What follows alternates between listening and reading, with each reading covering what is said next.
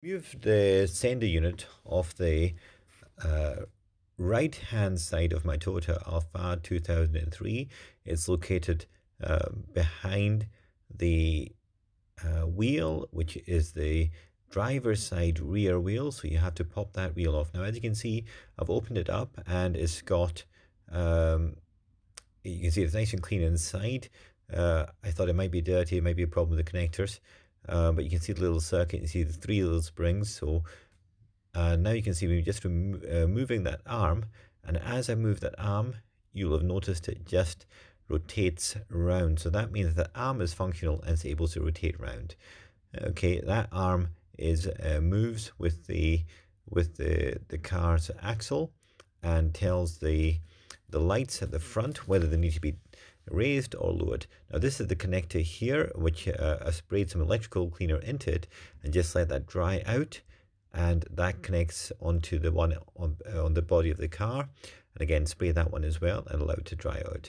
At the bottom there you can see that attaches to the chassis, and those are the four screws. So now I'm back to the car again, and you can see that the back wheels off, suspension showing. You can see I've shortened my suspension, and this is the reason why this is thrown up. There's the arm, and it's unbolted from the car just now.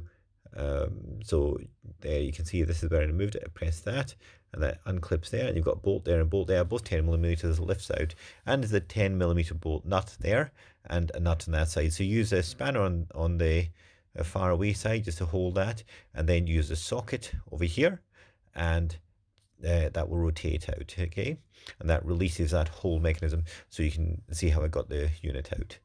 Now when that arm moves up and down, it's going to it's going to push up against that arm and send a message across.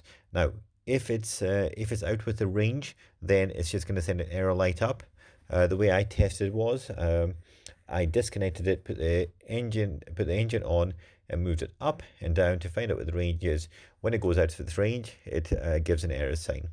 Okay, now this is the lowered suspension, so what I'm going to have to do is shorten this bit here, okay, which is the bit I just pointed to a second ago. Shorten that in order to get it. So I cleaned out the electrical connectors, and the error light still came up.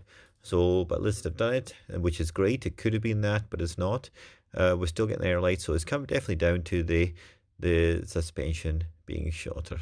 The picture of my little hand there. Okay, I don't know what I'm doing there, but it seems to be blocking out the view.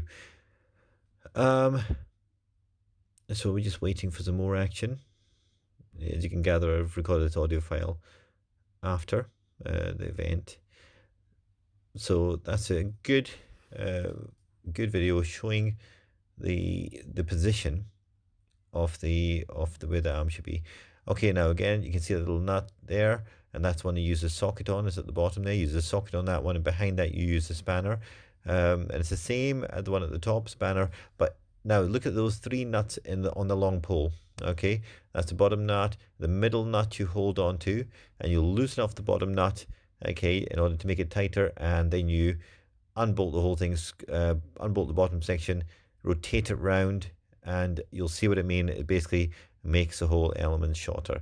When you've rotated far enough to reduce it, then what you want to do is basically tighten that, send it back in, and hopefully that will be everything finished. Okay, you might take a couple of times to work out the exact range. It's trial and error, and hopefully you'll get it bang on right. It took me a few times before I got it right, but you can see those nuts there. You can adjust the bottom grippy thing or the top one and bring them down. In my case, I brought both of them down and shortened it right down, because those coils are considerably shorter.